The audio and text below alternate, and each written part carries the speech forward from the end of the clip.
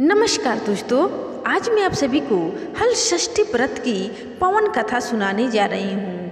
मातृत्व के पवित्र आशीर्वाद और संतान की लंबी उम्र के लिए किए जाने वाला अटूट व्रत है हल षष्ठी व्रत।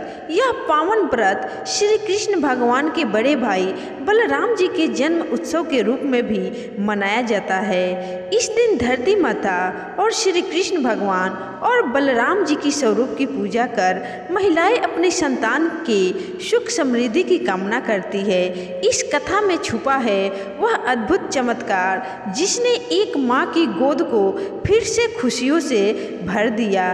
तो आइए सुनते हैं दोस्तों हल षष्ठी व्रत की पावन कथा जो हर माँ के हृदय को भाव विभोर कर देगी।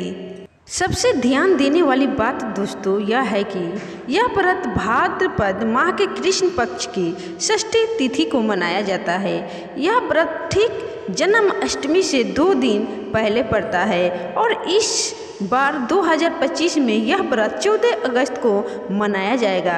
कहते हैं कि जो भी भक्त इस कथा को सुनता है भगवान श्री कृष्ण उस व्यक्ति पर बहुत ही ज़्यादा प्रसन्न होते हैं। तो आइए दोस्तों इस व्रत कथा को पूरे ध्यान से सुनते हैं और अपने बच्चे की लंबी आयु की कामना करते हैं। प्राचीन काल में एक ग्वालिन थी, उसका प्रसव काल अत्यंत निकट था।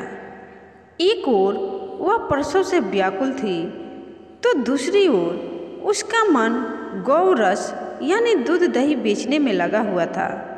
उसने सोचा कि यदि प्रसव हो गया तो गौ रस यूं ही पड़ा रह जाएगा। यह सोचकर उसने दूध दही के घड़े सिर पर रखे और बेचने के लिए चल दी।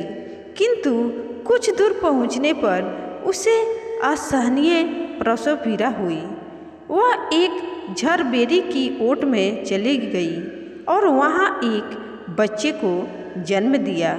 और वह महिला दूध बेचने के चक्कर में वह बच्चे को वहीं छोड़ कर पास के गांव में दूध दही बेचने चली गई। संयोग से उस दिन हल षष्ठी थी। गाय भैंस के मिश्रित दूध को केवल भैंस का दूध बताकर उसने सीधे साधे गांव वालों में बेच दिया। उधर जिस झरबेरी के नीचे उसने बच्चे को छोड़ा था उसके समीप ही खेत में एक किसान हल जोत रहा था। अचानक उसके बैल भड़क उठे और हल का फल शरीर में घुसने से वह बालक मर गया। इस घटना से किसान बहुत दुखी हुआ, फिर भी उसने हिम्मत और धैर्य से काम लिया। उसने झरबेरी के कांटों से ही बच्चे के चिरे हुए पेट में टाके लगाए और उसे वहीं छोड़कर चला गया। कुछ देर बाद ग्वालिन दूध बेचकर वहां आ पहुंची। बच्चे की ऐसी दशा देखकर उसे समझते देर नहीं लगी कि यह सब उसके पाप की सजा है। वह सोचने लगी कि यदि मैंने झूठ बोलकर गाय का दूध ना बेचा होता और गांव की स्त्रियों का धर्म भ्रष्ट ना किया होता तो मेरे बच्चे की यह दशा ना होती। अतः मुझे लौटकर सब बातें गांव वालों को बताकर प्रायश्चित करना चाहिए।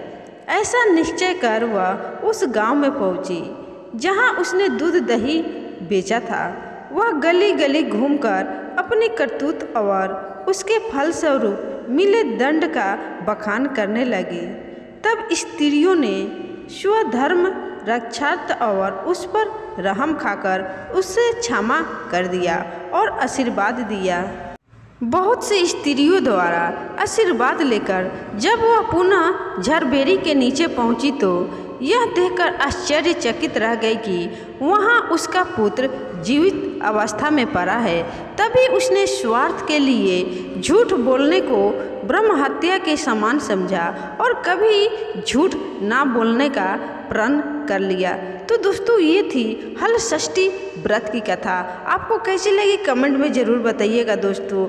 और और इस व्रत में यानी हल षष्ठी व्रत में दोस्तों गाय का दूध नहीं बल्कि भैंस के दूध से पूजन किया जाता है, ऐसा इस कथा में बताया गया है। अगर आपको यह जानकारी अच्छी लगी हो तो इस जानकारी को और दोस्तों में ज़रूर शेयर करिएगा और इस वीडियो को लाइक करके कमेंट में जय श्री कृष्णा जय बलराम जी अवश्य लिखिएगा। धन्यवाद।